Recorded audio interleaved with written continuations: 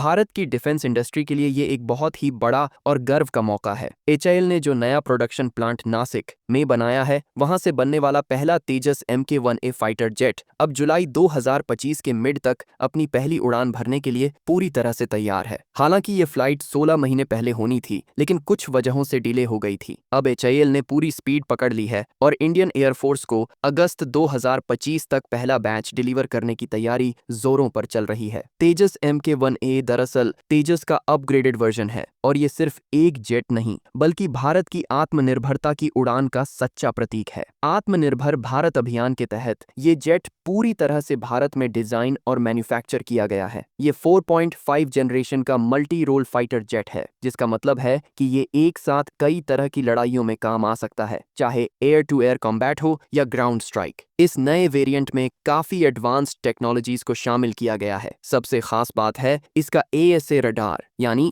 Active electronically scanned अरे radar, जो दुश्मन की गतिविधियों को पहले से भांपने और ट्रैक करने में जबरदस्त मदद करता है। इसके अलावा इसमें नए और मॉडर्न इलेक्ट्रॉनिक वॉरफेयर सिस्टम्स लगाए गए हैं, जो एनिमी रडार को कंफ्यूज करने, जैम करने और खुद को इनविजिबल बनाए रखने में केपेबल है। इससे तेजस MK-1A की सर्वाइवेबिलिटी और कॉम्बैट इफेक्टिवनेस दोनों बहुत बढ़ जाती है। इसमें जो वेपन्स लग सकते हैं वो भी गेम चेंजर है, खासकर इसके साथ आने वाली बियॉन्ड विजुअल रेंज मिसाइल्स, जो दुश्मन के एयरक्राफ्ट को काफी दूरी से शूट डाउन करने की कैपेबिलिटी रखती हैं, वो इसे और भी ज्यादा खतरनाक बनाती है। मतलब तेजस MK-1A अब सिर्फ डिफेंसिव प्लेटफॉर्म नहीं रहा, बल्कि ऑफेंसिव कैपेबिलिटी भी बहुत मजबूत हो चुकी है। अब बात करते हैं HAL के नए नासिक प्लांट की, जो इस पूरे मिशन का बैकबोन है। ये फैसिलिटी पूरी तरह से LSEA MK-1A प्रोडक्शन के लिए डेडिकेटेड है और इसे बहुत ही मॉडर्न और ऑटोमेटेड तरीके से तैयार किया गया है। यहाँ एक साल में करीब 8 एयरक्राफ्ट बनाए जा सकेंगे। HAL ने पहले बेंगलुरु में भी तेजस की प्रोडक्शन लाइन शुरू की थी, लेकिन डिमांड और टाइमलाइन को देखते हुए